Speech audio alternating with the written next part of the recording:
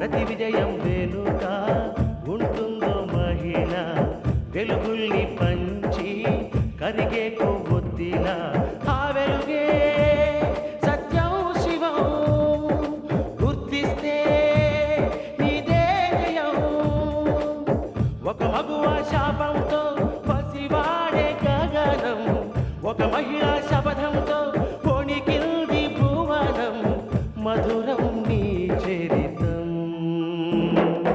ఓ మగువా జయీ భవ ఓ మహిళా విజయీ భవ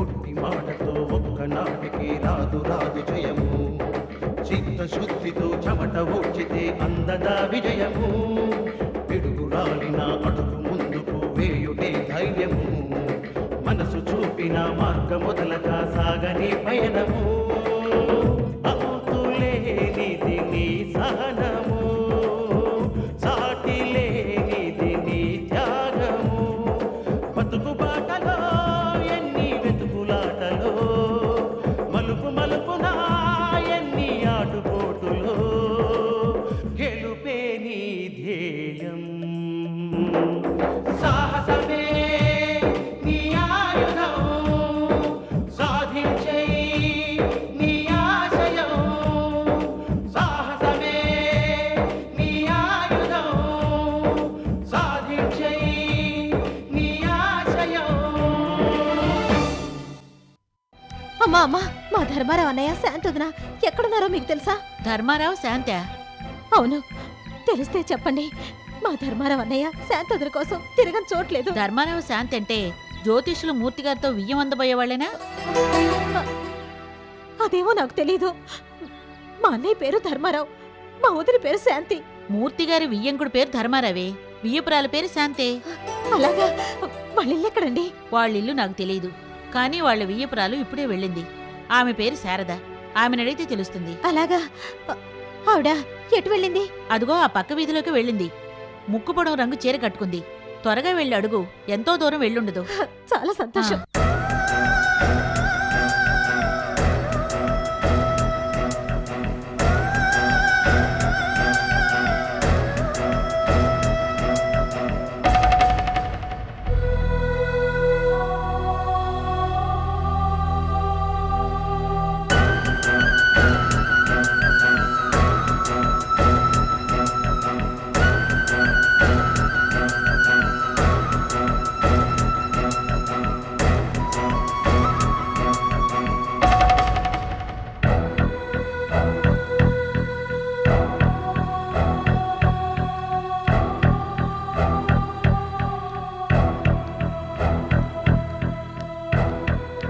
ఏమండి ఏమండి, ముక్కుపొడు రంగు చీర కట్టుకున్న శారద గారు ఇటే వచ్చారట. మీరు ఆవిడని చూసారా? అసలు శారద గారు మీకు తెలుసా? ఇందాకేమో ధర్మారావు తెలుసా అని అడిగారు, ఇప్పుడు శారద తెలుసా అని అడుగుతున్నారు. మీకేమైనా పిచ్చి పట్టిందా?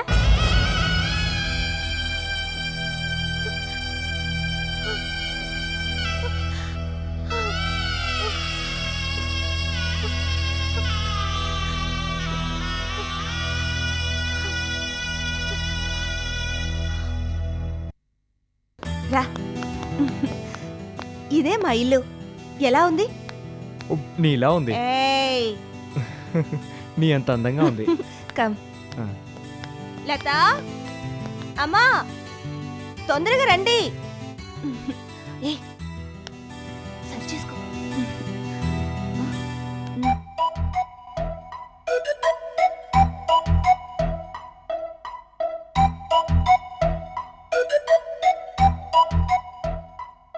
అమ్మా, ఇతనెవరో చెప్పుకో చూద్దాం. మీ బాస్ కొడుకా? నువ్వు బాస్కం కట్టుకొని చేసుకోబోయే పెళ్లి కొడుకా? యా, మిస్టర్ వినోద్, ఈవిడ మా అమ్మగారు. నమస్కారం. పేరు రమణమ్మ. నమస్కారం. ఈ అమ్మాయి మా చెల్లెలు, పేరు లత. అలా నుంచుడిపోయావంటి బాబు, కూర్చో. మాలిని, మీ బాస్ కొడుకుని ప్రేమిస్తున్నానంటే నీ సెలక్షన్ ఎలా ఉంటుందో అనుకున్నాను, కానీ చూసిన తర్వాత తెలిసింది నీ సెలక్షన్ చాలా గొప్పగా ఉందని. బాబు వినోద్, నువ్వెలా ఉన్నావో చెప్పనా? మా కాలంలో అంటే గుండమ్మ కథలో ఎన్టీఆర్ లా ఉన్నావు. చూ చూ చూ చూ చూ ఏంటే నేను కాకాపడుతున్నా అనుకుంటున్నావా? నేను చెప్పేది నిజం. బావా, మా అమ్మ మాటలు మీరేం పట్టించుకోకండి. ఏదైనా అనాలనుకుంటే మొహం మీదే అనేస్తుంది. మా అమ్మ తత్వమే అంతా. అబ్బే నేనేమనుకోను. ఒక విధంగా చూస్తే మా అమ్మనదే కరెక్ట్. ఒక యాంగిల్ నుంచి చూస్తే గుండమ్మ కథలో ఎన్టీఆర్ లా ఉన్నారు. ఇంకొక యాంగిల్ నుంచి చూస్తే తెల్లారకుండానే ఇంటికొచ్చే బుడబొక్కులోలా ఉన్నారు. ఇదిగో మీరిద్దరు చెరో పక్కా చేరి భజన చేయడం ఆపండి. నా వినోద్ ని ఎవరితోనో పోల్చడం ఏంటి? ఇతనికితనే సాటి. అమ్మా, వినోద్ గారు అన్నయ్య జయకృష్ణకి సంబంధం కుదిరింది. ముగ్గురు కొడుకుల పెళ్లిళ్లు ఒకే ముహూర్తంలో చేయాలని ధర్మారావు గారు నిర్ణయించారు. బహుశా వచ్చేవారమే పెళ్లిళ్లు. అయ్యో రామా, ఇంత దగ్గరలోనే ముహూర్తం అంటే ఎలాగే? పెళ్లి బట్టలు నగలు కొనాలి, పిండి వంటలు చేయించాలి, శుభలేఖలు పంపించాలి, ఇంకా చాలా తంతులున్నాయి. ఈ ఖర్చులన్నిటికీ డబ్బేది? చేతిలో చిల్లిగవ్వ లేకుండా పెళ్ళంటే ఎలాగూ? Don't worry mummy. అక్షయ్ పాత్ర, కామధేను లాంటి వినోదుండగా నీకెందుకు బెంగ? వాళ్ళ నాన్నగారు నెల నెలా ఇచ్చిన పాకెట్ మనీ ఖర్చు పెట్టకుండా బ్యాంక్ లో వేశాడు. అది ఇప్పుడు 5 లక్షలైంది. నీకెంత కావాలో చెప్పు, వినోద్ దగ్గర నుంచి తీసిస్తా. నీకు బుద్ధుందంటే అయ్యే మాటలే. కాబోయే అల్లుడి దగ్గర పెళ్లి ఖర్చులకు చేయి తాపడమా? ఎంత అప్రదిష్ట! ఎవరైనా వింటే నవ్విపోరు. వినోద్ దగ్గర మనం డబ్బు తీసుకున్నట్టు మనం తప్ప ఎవరికి తెలుస్తుంది? డబ్బెంత కావాలో అది మాత్రం చెప్పు. నీ పెళ్లికి 10 కాసుల బంగారం అన్నా కావాలి. నా దగ్గర 10 కాసుల బంగారమే ఉంది. అమ్మా, ఉన్న 10 కాసుల బంగారం అక్కకే పెడితే మరి నా సంగతి ఏంటి? అక్కకు 5 కాసులు పెట్టి మిగతా 5 కాసులు నాకు పెట్టు. అమ్మ చెల్లి, మొత్తం ఆ 10 కాసులు నువ్వే ఉంచుకో. అంతేకాదు, నీ పెళ్లి ఖర్చులు కూడా మా ఆయనే పెట్టాలనుకుంటున్నప్పుడు నీకెందుకే దిగులు? వినోద్, మా చెల్లికి మంచి సంబంధం చూసి నువ్వే పెళ్లి పెద్దగా ఉండి పెళ్లి చేయాలి. అక్క, బావగారిని బంగారు బాతం చేస్తున్నావు. చూడు ఆయన ఎలా బిగిసిపోయారో. నీ పెళ్లి ఖర్చులకే డబ్బులు ఇస్తానని కమిట్ అవ్వలేదు, ఇంకా నా పెళ్లికేమి ఇస్తాడు? ఈ మొగాల్ని అంత తొందరగా నమ్మకూడదక్క. నా వినోద్ అంటే ఏమనుకుంటున్నావు?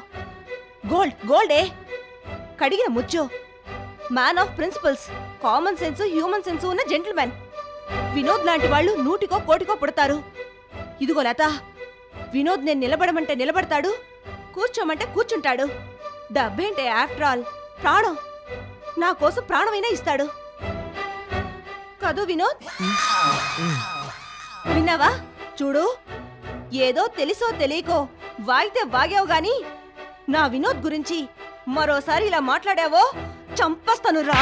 మాల్ని, మంచి చెడ్డ లేకుండా ఏమిటి ఆ కొట్టడం? లేకపోతే మా ఆయన గురించి తప్పుగా వాగుతుందా? నా పెళ్లి ఖర్చులకి నీకెంత డబ్బు కావాలో చెప్పు. ఇప్పుడే ఇక్కడే మా ఆయన దగ్గర నుంచి చెక్కిప్పిస్తా. ఓ 2 లక్షలుంటే సరిపెట్టుకోవచ్చు. 2 లక్షలు చాలా? ఇంకా ఏమైనా కావాల్సి వస్తే ఇప్పుడే అడుగు. చాలు. వినోద్, 2 లక్షలకి చెక్ రాసి మా అమ్మ మొహాన కొట్టు. నీ కెపాసిటీ ఏంటో మా వాళ్ళకి చూపించు.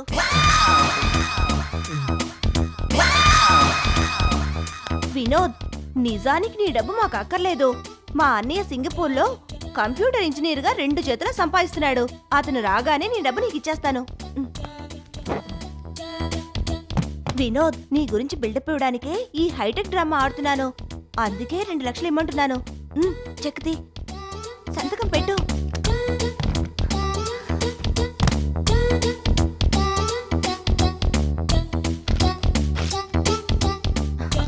చూసారా, మా ఆయనంటే ఏమనుకుంటున్నారు? వినోద్, మా అమ్మకి సరిగ్గా వంట చేయటం రాదు. పద, హోటల్కి వెళ్ళి తిందాం. హోటల్ ఖర్చంతా నాదే. పద పద. వెళ్ళొస్తానండి. వెళ్ళొస్తాను లత. బాయ్ బావా. మా ఆయనే బాయ్.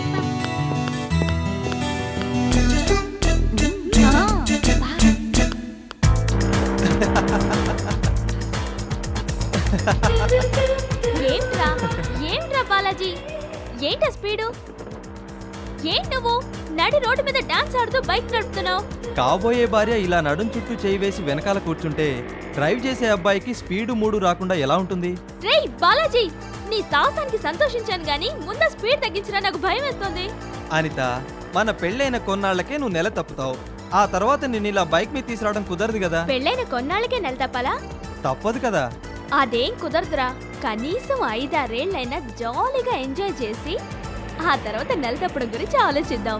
5-6 ఏళ్ళ? Too delay Anitha. ఈ మధ్యన చాలా మంది పెళ్ళైన సంవత్సరానికే బిడ్డను కనేసి పులి స్టాప్ పెట్టేస్తున్నారు. నువ్వు కామా పెడతానంటావేంటి? నీదంతా రివర్స్ థింకింగ్ లా ఉందే. ఎస్, మనిద్దరికి సంబంధించి అంతేరా. నువ్వే ఆడదానివి, నేనే మగాడిని. నేను చెప్పినట్టు నువ్వు వినాలి, నేను చేయమంది చేయాలి. అంటే కొంపదీసి తాళి కూడా నువ్వే కడతావేంటి? తాళి కట్టే సీన్ లేదు గాని నీ దూకుడికి తాళం వేసే సీన్ మాత్రం ఉందిరా. అయితే ఓ పని చెయ్యి, నువ్వు బైక్ డ్రైవ్ చేయి, నేను నీ వెనకాల కూర్చొని నడుం పట్టుకొని గట్టిగా వాటేసుకుంటాను. ఆ తర్వాత నాకన్నా నీకే స్పీడు 3 రాకపోతే నన్ను అడుగు. రేయ్, నోరు మూసుకొని బైక్ డ్రైవ్ చేయి. ఏయ్ కొట్టకే అనిత. ఏయ్, naughty.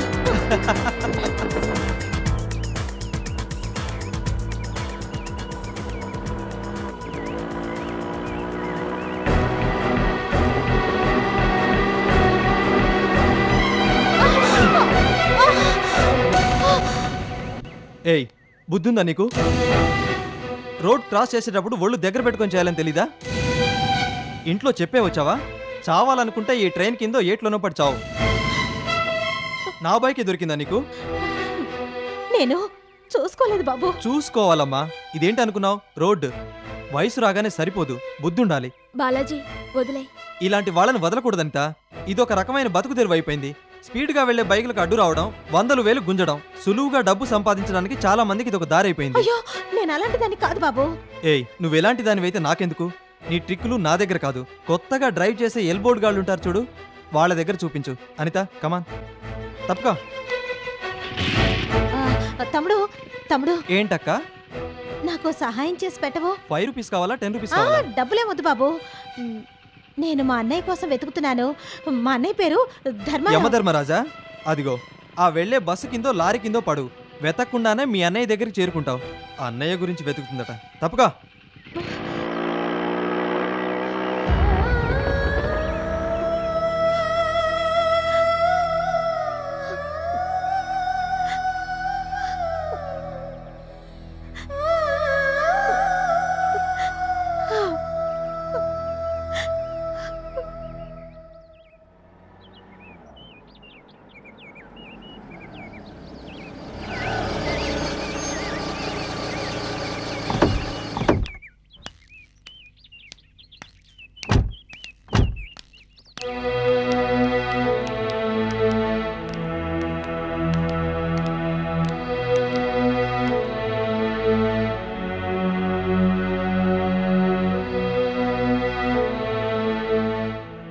నమస్కారం ధర్మారావు గారు. ఓ ఇంజనీర్ కదా, రండి కూర్చోండి. తీరుబడిగా కూర్చోడానికి రాలేదండి. మా ఇంటికి పెళ్లి చూపులకు వస్తానని చెప్పి మీరు ఇక్కడ తాపీగా పేపర్ చదువుకుంటూ కూర్చున్నారా? ఏం పెద్ద మనుషులండి మీరు. రోమ్ నగరం తగలబడిపోతుంటే తనకేం పట్టినట్టు నీరో చక్రవర్తి ఫిడేలు వాయిస్తూ కూర్చున్నట్టుగా ఉంది మీ వ్యవహారం. అదిగా సుందరం గారు. ఏది కాదండి, మీరు పెళ్లి చూపులకు వస్తారని మా వాళ్ళందరినీ పిలిచాను. బంధుమిత్రులతో మా ఇల్లు నిండిపోయింది. మీరు చెప్పిన టైం దాటిపోయింది. మీకోసం చూసి విసుగు తీలవచ్చాను. ఏం పనులండి ఇవి? సుందరం గారు, జరిగింది ఏంటంటే, పోనీ ఏదో కారణంగా మీరు రాకపోతే ఒక ఫోన్ చేయొచ్చుగా. కబురు కాకరకాయ లేకుండా మీకేం పట్టినట్టు కూర్చుంటారా? ఆవేశపడకండి. ఆవేశం కాదండి, ఆడపిల్ల పెళ్ళండి ఇది. టైం సెన్స్, ప్రిన్సిపల్స్, సిన్సియారిటీ గురించి తెగ లెక్చర్ ఇచ్చే మీరు ఇలా మాట తప్పితే ఎలాగండి? రాలేని సమస్య వచ్చి పడిందమ్మా. అయితే మరి ఎప్పుడొస్తారు? ఇప్పుడంటే మీకు నేను ఎలా చెప్పాలో అర్థం కావట్లేదు. పర్వాలేదు, చెప్పండి. ఇవి చేతులు కాదు, కాళ్ళు అనుకోండి. నా చేతులు పట్టుకుని బ్రతిమాలను దేనికి? మీ సంబంధం చేసుకోలేకపోతున్నాను. ఏమిటి మీరు అనేది? మా సంబంధం చేసుకోలేకపోతున్నారా? ఎందుకని? మా జయకృష్ణకు మా మేనకోళ్ళనే చేసుకోవాలనుకుంటున్నాను. మీకు ఇది బాధగానే ఉంటుంది. చెప్పడానికి నాకే నోరు రావట్లేదు. అయినా చెప్పలేక చెప్తున్నాను. ఏమిటండి మీరు చెప్పేది? మీ కొడుక్కి మీ మేనకోడలు చేసుకుంటున్నారా? అటువంటప్పుడు మాతో వీవందాలని ఎందుకు అనుకున్నారు? మీ సంబంధం గురించి మేము పాకులాడామా? మీరే పని కట్టుకొనొచ్చి మా కూతుర్ని అడిగారు.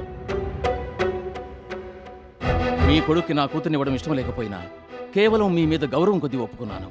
తీరా పెళ్లి చూపులు అనుకున్నాక ఇప్పుడు వద్దంటే నా పరిస్థితి ఏంటి? నా పరువేంటి? నేనేం కావాలి? మా వాళ్ల ముందు నేను ఎలా తలెత్తుకోవాలి? చెప్పండి ధర్మారావు గారు.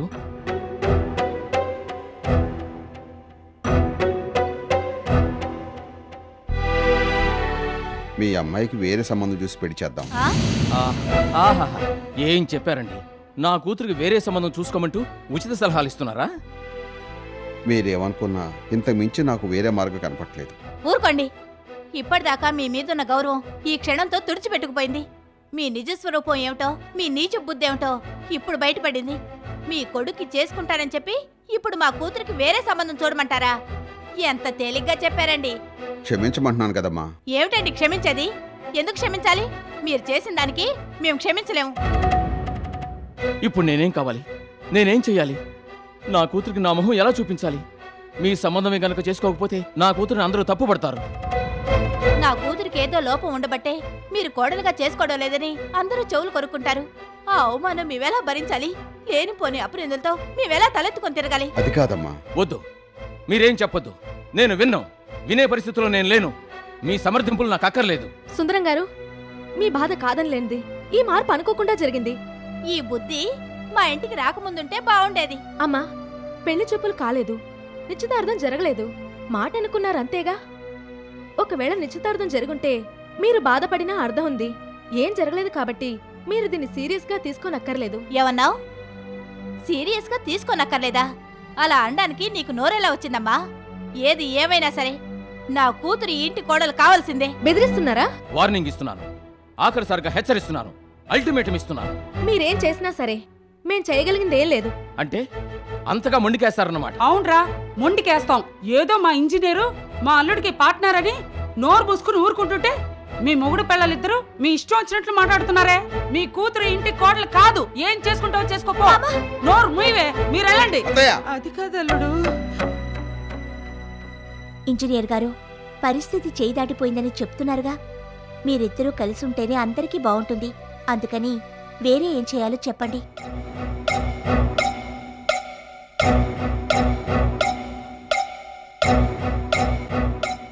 నా కూతురు ఇంటి కోడలు కాలేకపోయినా కనీసం ఇందునైనా నా ఇంటి కోడలు చేయి.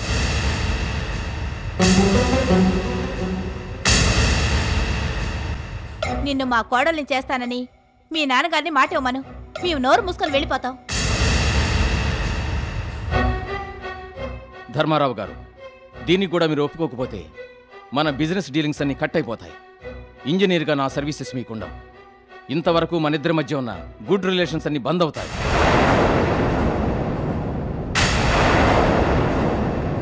అంతేకాదు, నువ్వు నాకు చేసిన మోసాన్ని పోస్టర్స్ వేయించి గోడలకెక్కిస్తాను.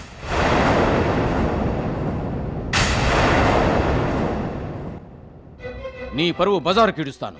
నీ నిజ స్వరూపాన్ని ప్రపంచం మొత్తం తెలియజేస్తాను. వస్తాను. ఆగండి. మీ అబ్బాయిని నేను చేసుకుంటాను.